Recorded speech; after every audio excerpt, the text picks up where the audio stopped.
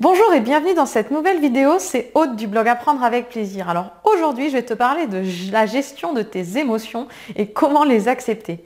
Mais si tu ne l'as pas encore fait, je te rappelle que tu peux télécharger mon e-book J'aime faire mes devoirs ou alors la vidéo 3 étapes pour développer la confiance en soi.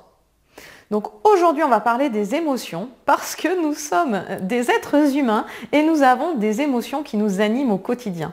Et nos émotions, elles peuvent changer de la même manière que notre humeur et c'est important de le savoir. En fait, on pourrait comparer ça à la météo extérieure, au temps qu'il fait dehors. Et bien, quand il pleut, tu n'y peux rien. Quand il fait soleil, tu n'y peux rien, c'est comme ça. Et bien à l'intérieur de toi, c'est la même chose.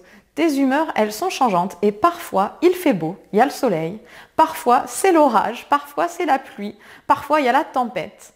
Et c'est important de prendre en compte tout ça. Donc de même qu'il y a la météo extérieure, nous on a notre météo intérieure. Et je trouve que c'est un joli terme pour pouvoir justement prendre conscience de ce qui se passe à l'intérieur de nous.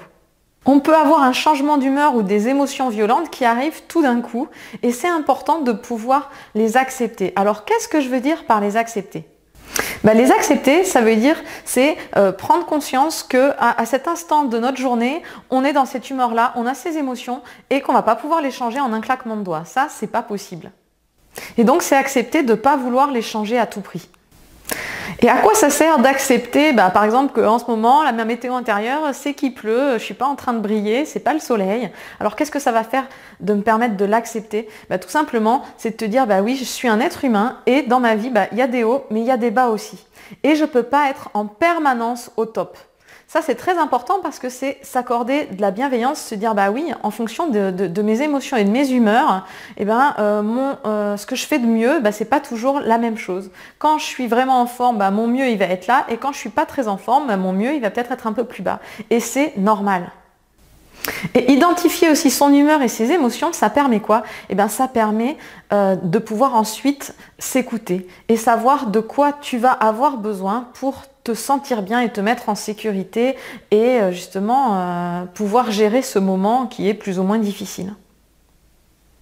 Alors par exemple, quand tu ne te sens pas bien, que tu as identifié qu'il pleut à l'intérieur de toi ou que c'est l'orage, de quoi est-ce que tu as besoin ? Est-ce que par exemple tu peux avoir besoin d'un câlin ou au contraire d'être tout seul dans ta chambre ou alors d'être entouré ou d'aller discuter avec quelqu'un ? Et à partir de là, à partir du moment où tu vas avoir identifié de quoi tu as besoin, tu vas pouvoir y répondre. Et c'est très important, prendre en compte tes besoins. Mais pour prendre en compte tes besoins, comme je dis avant, il faut d'abord accepter et prendre en compte tes sentiments, ton humeur et tes émotions. Alors que tu sois un enfant ou un adulte, c'est la même chose.